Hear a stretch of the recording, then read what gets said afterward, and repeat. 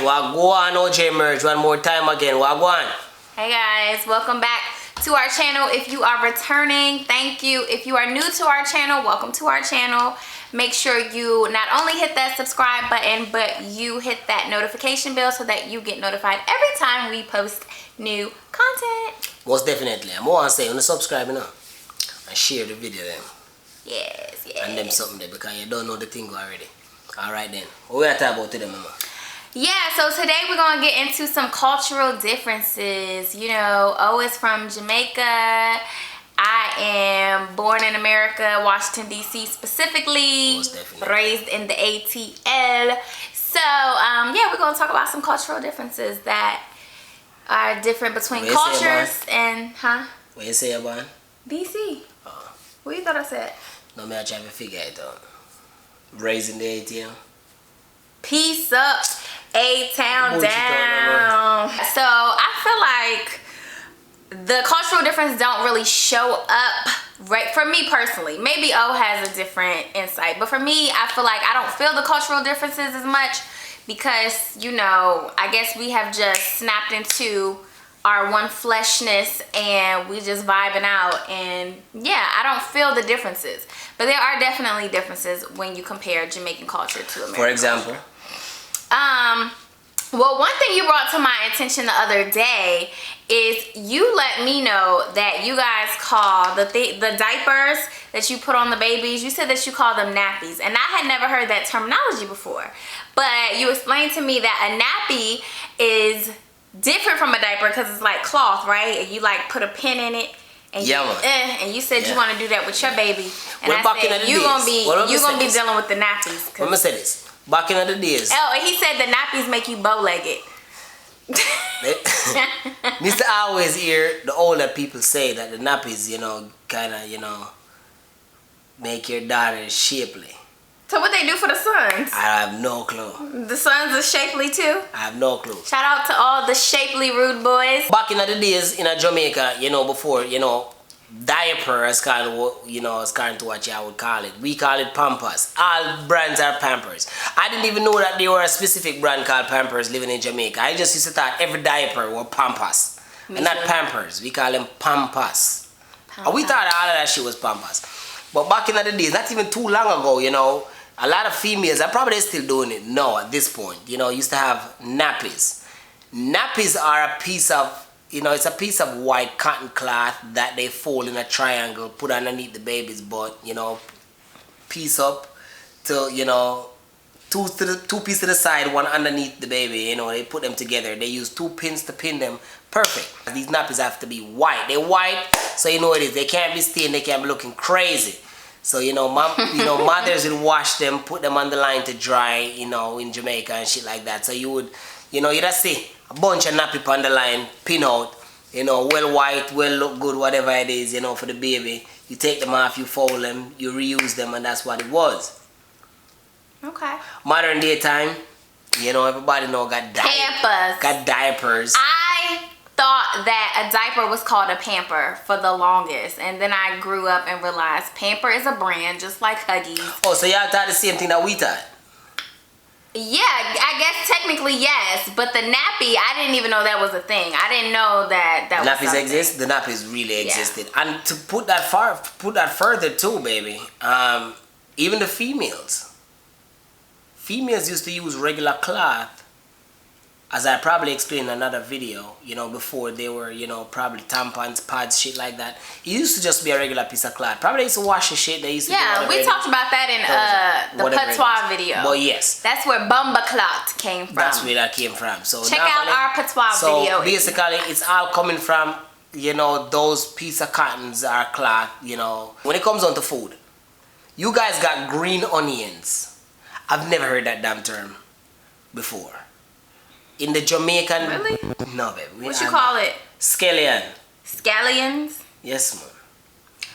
Honestly, I was never really knowingly exposed to green onions until I met you. So I wouldn't even have known what the shit is called. So seasoned salt. You know what? Don't bother tell you. In the Jamaican term, what you guys call green onions, we call them scallion.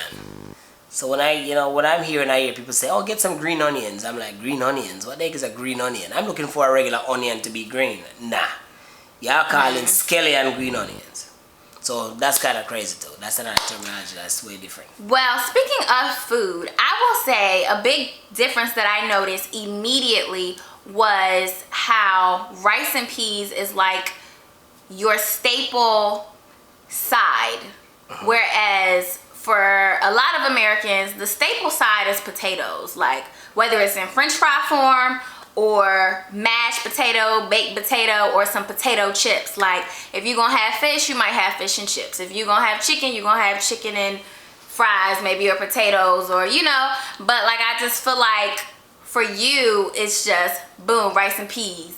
No, it don't matter what type of meat you having, rice and peas. Well, here what the thing is now. Rice and peas is, I would say, the champion after dinner. A lot of people like dumpling, and if you like dumpling, who know about dumpling know so well then Jamaicans, love them. I like fried dumpling. Jamaicans love them dumpling. Now, dumpling can be boiled, fried. The people from Belize call them Johnny cakes, or them call them fried jack. And I never hear no shit like that before. Belizean people call fried dumpling or baked dumpling that they put inside, because they do them inside the oven sometimes, or they probably do them on the stove too. But they call those fried jack. But basically, I'm trying to figure out like fried jack. Where do you get the jack from? Well, Jamaicans will call them fried dumpling. Oh. So probably different Caribbean countries probably call them different thing. But Jamaican, fried dumpling, boiled dumpling, and we don't really bake dumpling. We don't really know about that part of it. But we'll roast them too. If you meal the flour and put it on like the open fire, then a roast dumpling. But at the same time, fried dumpling, boiled dumpling. But as I just mentioned, rice and peas. Rice and peas are the delicacy part of any meal where you cook. There's other rice too. There's like regular white rice, or whatever it is. But rice and peas for your Sunday when you want to go all out for your Sunday dinner, rice and peas with any type of chicken, oxtail, whatever you cook. Rice and peas. Another cultural difference that I've noticed, and this is more so for the men dancing. Like, say here in America, Atlanta, wherever, you go to the club and typically a man is not dancing with his woman. The woman is the one doing the whining, the grinding, the twerking, the jerking. And the man is standing there. Yeah, and that's the culture of the American club. Now, I mean, unless a dude is just like dancing by himself, because that's just what he do, and he I don't even know what dances are popular today, but he doing that by himself. Otherwise, if he's dancing with a girl, usually he just standing there. But I noticed a very, clear difference with Jamaican men. Y'all be getting that. Yeah, we'll fly them like BG. But apart from that, what does that mean? That's a kind. But at the same time, here what going on. In the American culture, probably sometimes dudes go out, them feel like they're more gangster than for dance with them girl or whatever it is, or them don't really know how to kind of move like them lady does or whatever it is, when them a dance with them lady. No matter how gangster you see a Jamaican man is, when them hit the club with the woman, she'll get some hardcore wine regardless. No matter how gangster him is, no matter what the situation, ain't no Jamaican man gonna stand up and let you dance by yourself.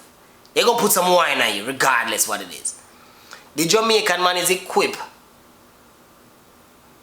in a certain way that no matter how gangster, no matter what it is going on, no matter how street, no matter what it is, he's gonna dance with this lady in a way that she feels sexy. She feel like she a dancer, she feel like her man did it. It's almost like an erotic type of dance that is just crazy.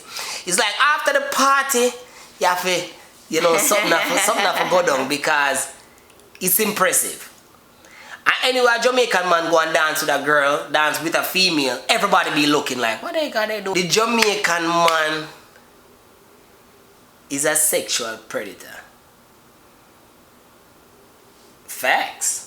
You better not be no damn sexual predator. I'm just outside saying. This house. The Jamaican man is a sexual. You know what? I got this pen. You Relax, forgot. no man, and chill out. The Jamaican man is a sexual predator. Explain yourself. I'm just saying, in any arena where I'm in, you know, with any female, once them can dance or once them can move, him synchronize himself with that. You know when your girl feel bubble like hot water, you just stand up so. She don't feel like she dance with nobody. Or it look like you can't handle it. Or you look like you can't handle it. Beautiful. Just by how the way a Jamaican man dance with him female, you can tell say, him can't handle it. I can't handle anything that come to him at the end of the day. Because if she a going so bad, and him a put them wine upon her at the end of the day. It's a serious ball game. Okay. One them ball game. What else you can think of? Lickophilia. Lickophilia? Yes. Well, the way we call woman is different. You know, the way we deal with woman is different. Because here, somebody would just say, that's my girl, wifey. The American man, sometimes to me, I feel like, and even the American woman, to use some disrespectful terms, sometimes rough. Biatch. Uno call everybody bitch, and the American man, the ram for calling a bitch, and not uno, but the American female, you know. Yeah, the B word is prevalently used. That's my bitch. And this and that. I mean, I say, you know, in Jamaica, it's a different ball game because the only time bitch really used in the Jamaican dialogue, if a man wants to disrespect a female, it's never a term of endearment, you know, a term of compliment, never nothing like that. It don't work like that. When I use that terminology, period.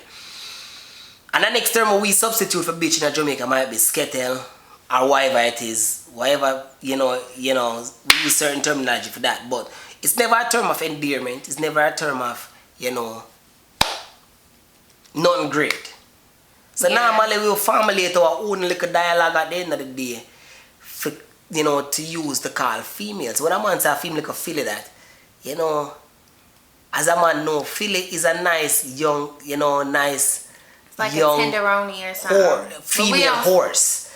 But at the same time, Megan I thought you was about to say horse. No, baby, horse. As Megan the Stallion say, and that I want the next thing too. A man will see a female and says a stallion that, you know, because she probably tall and sturdy and strapped in, a man might say, you know, it's a stallion that, you know. So when me hear even Megan the Stallion say, she Megan the Stallion with that name, it kind of bring me back to a place where, you know, I'm like, damn, it must be a Jamaican call her that first. But she say, she's Megan the Stallion. Because it's a Jamaican term that if a female strapped in and sturdy and tall and look firm in herself and have some nice type on her and strapped in, I'm not gonna say it's a stallion that, you know. But otherwise I'm not, I'm gonna say I'm like a feel that. I'm like a be that. A man call them female be a lot, you know, I might be that.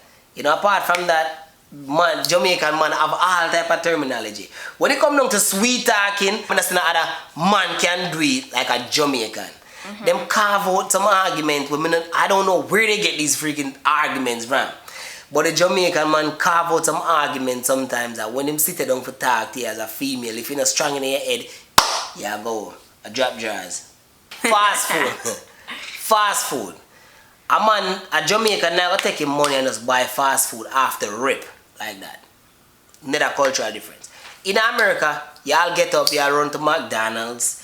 Y'all get up, y'all run to Chick-fil-A, American Deli. Chick-fil-A. For the Californian people, them El Pollo Loco. All of them something there. But, for the typical Jamaican at the end of the day, I'm gonna buy some chicken or buy some food and cook. You understand where I come from? So, instead of the Jamaican man probably bring you go buy, he will buy your food, you know, depends. But it's gonna be cooked food. It's not gonna be no fast food, no little burger and them something. That's occasionally.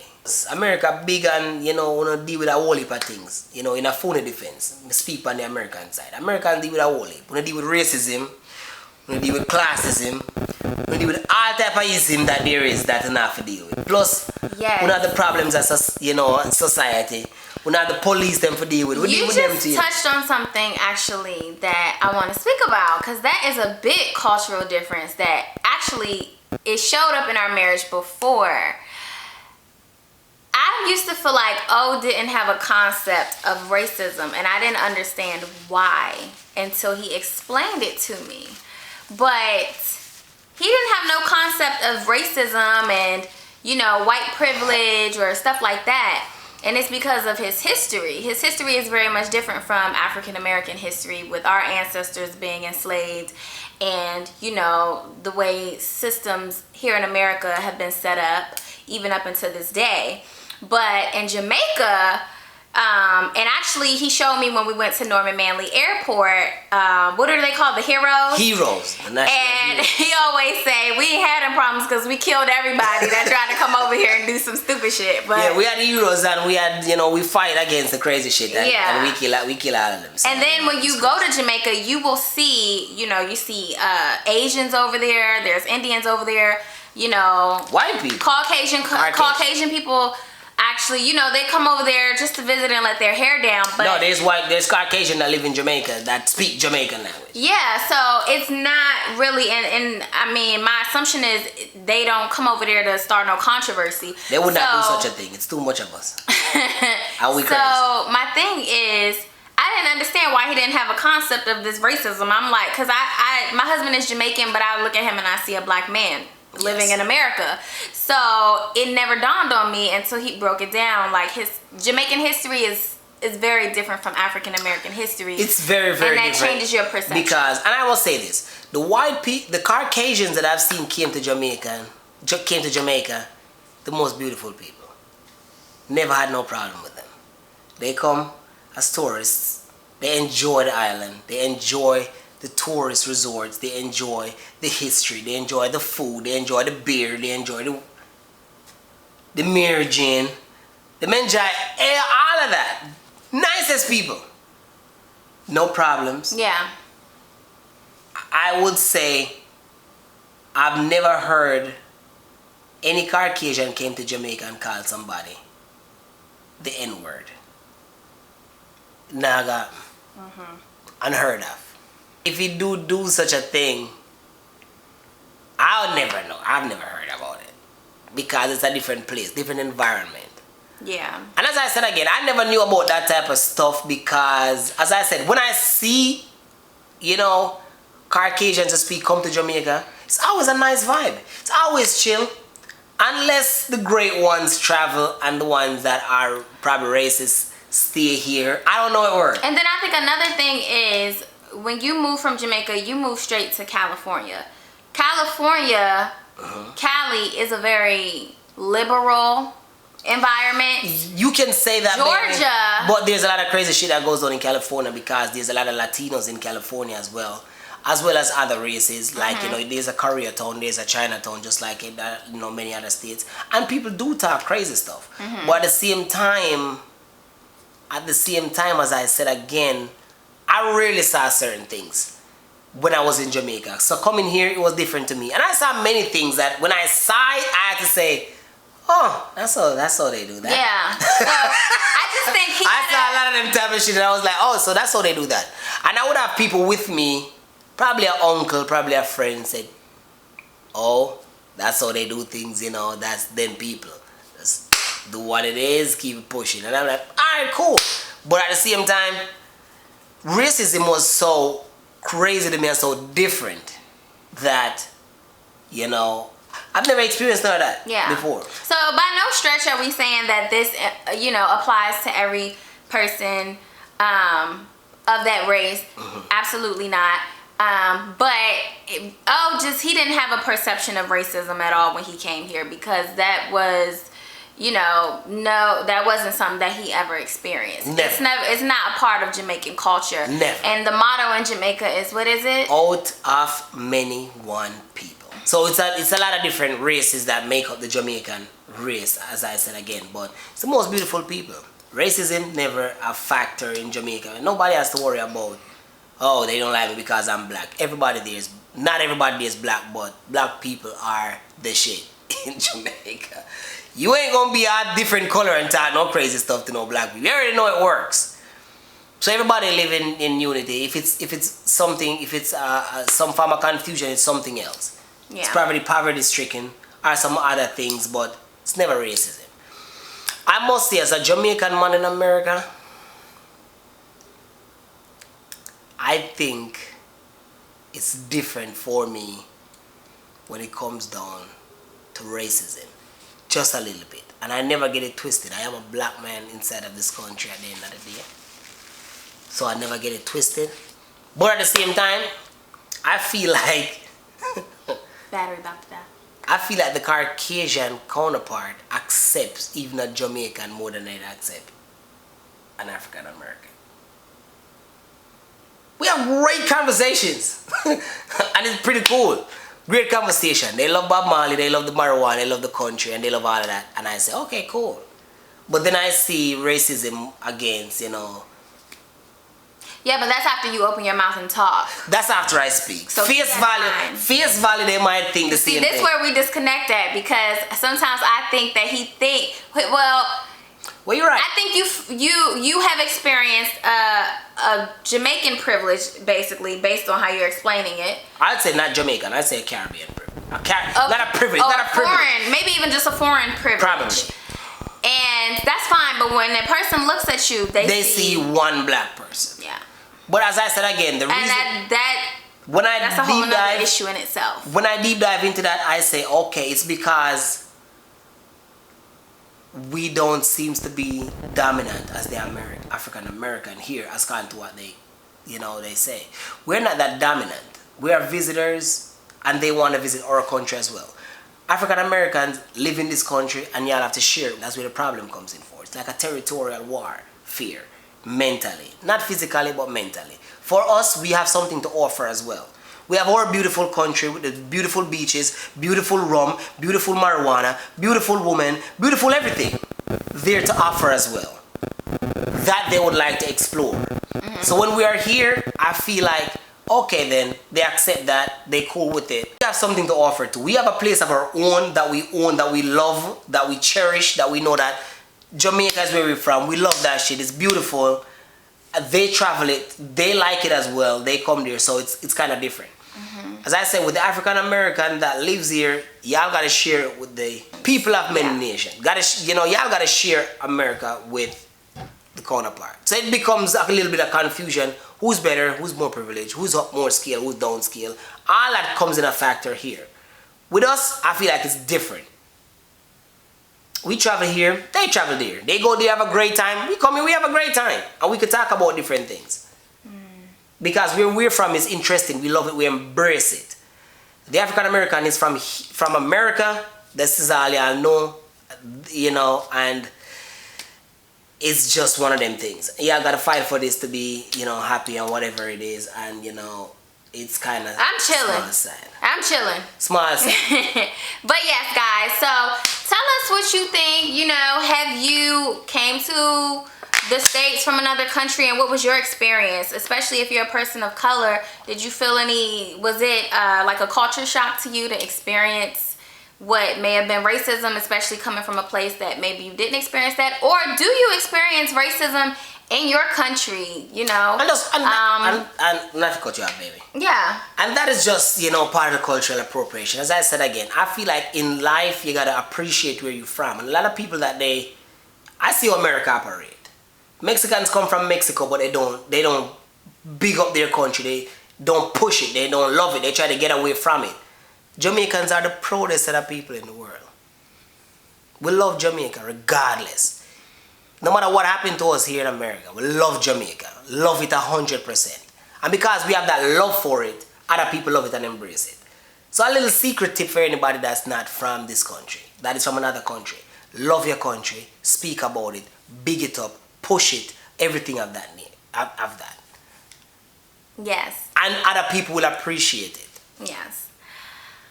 All right. You got anything else, babe? That's about it. Okay. Yes. So if we forgot anything, y'all, let us know in the comments below.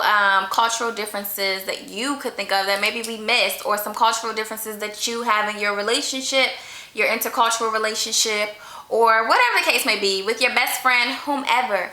But anyway, make sure that you like, comment, share, and subscribe, and hit that notification bell for new content.